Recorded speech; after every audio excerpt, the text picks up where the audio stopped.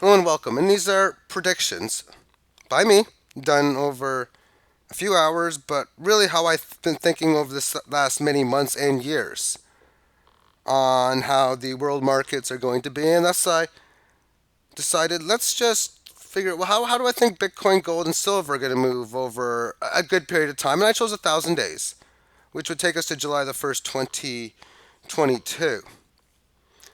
And I'm really not predicting that it's going to be anything like this, but more along the ways of types of things to expect, how we're moving into a big change. I'm going to focus on how I think that the volatility on the gold and silver is going to hit a level that I don't think people could even imagine is going to come. So I tried to play out how it was going to be, and I also thought, you know what? There's going to be ways that gold and Bitcoin are going to be. I'm not going to say manipulated, but people are going to be talking about that amongst, like, we'll say, like the likes of like J.P. Morgans and stuff like that. So I wanted to try to encounter a way in which that would be the case. So that will be on the Bitcoin and gold one, because that was an interesting ratio as I put that one together. But for this video, Bitcoin.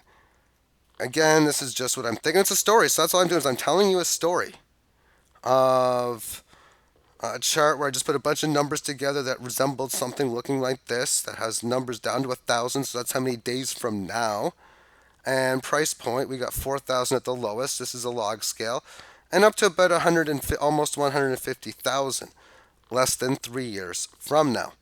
And could the market move in a manner like this? Well, how has it moved in the last 3 years? How has it moved? And how has it moved in the last 5, 6 years? It's a wild ride. And yes, I honestly think something like this is how what I would expect. This to me is the most probable way it would look. Again, for time frames, I kind of probably should have done 14, 1,500 days because I think that's when I would like to and think it would these types of stuff would happen. But I'm getting to the point in time when dollar death is pretty much at the level, like the inflation over the last several months at this stage, where 21 into 22 would just be whatever kind of year. I'm doing weird predictions like gold and silver will trade on Saturday and Sunday, but not until the last part of in here, like this part.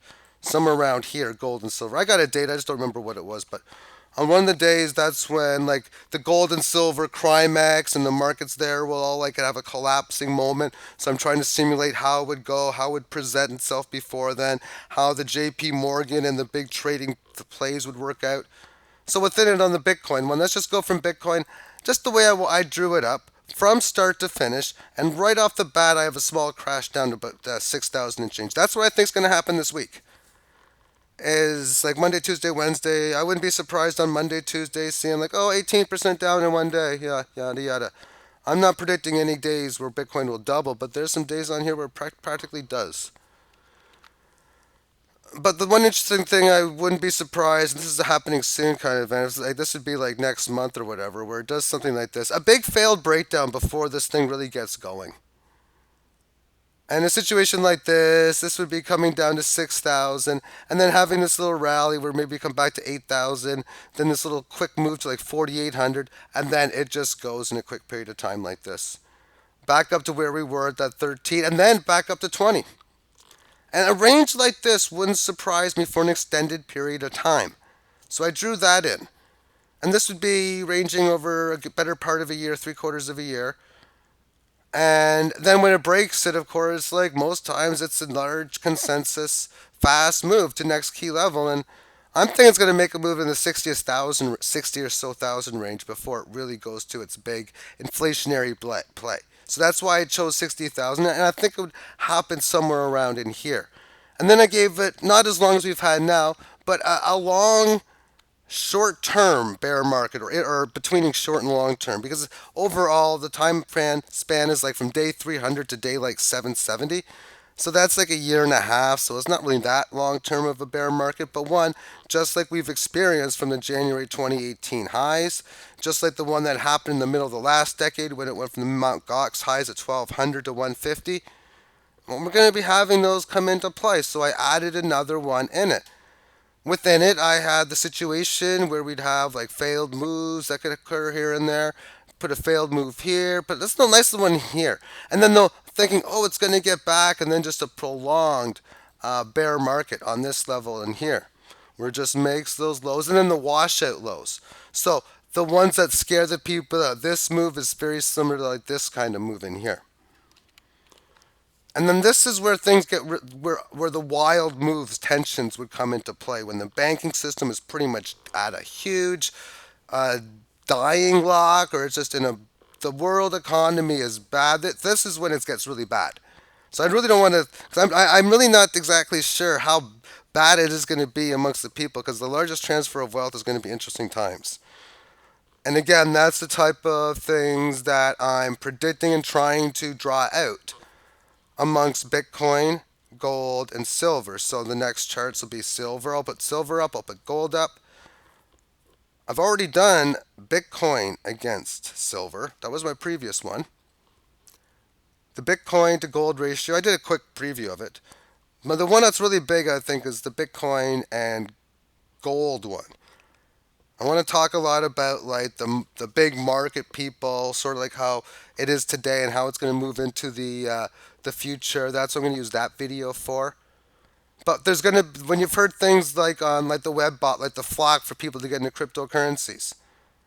Well, I got three spots where that happens. One, the next one, the upcoming one here,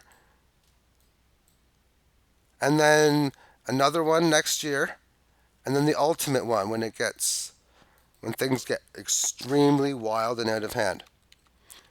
So yeah, I think we'll see another situation like this where get some good gains, volatility comes in. There's going to be a lot of people that will get in again. Oh, I bought in at 44,000 or 37,000 Bitcoin. Now it's down to 20 and or 22 and all that type of stuff. And then altcoins after that will just I didn't do anything on that nature, but that'll be interesting how that will play out along the time frame as well. But volatility is most certainly a key. And so when I see the short-term moves on a day-by-day level, you're seeing what happened on one day.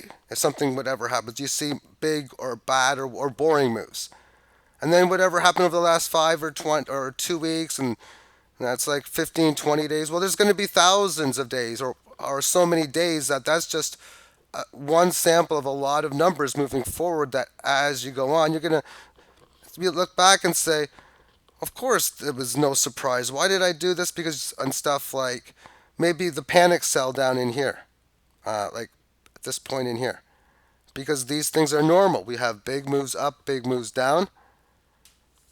And thank you for tuning in. The next one, I don't know when it'll be. Might be a little bit later on. It's 7:48 p.m. as I'm doing this, but there's a lot of good programs on with the Kansas City Chiefs game tonight. There's also WWE Network Hell in the Cell and a bunch of other cool things.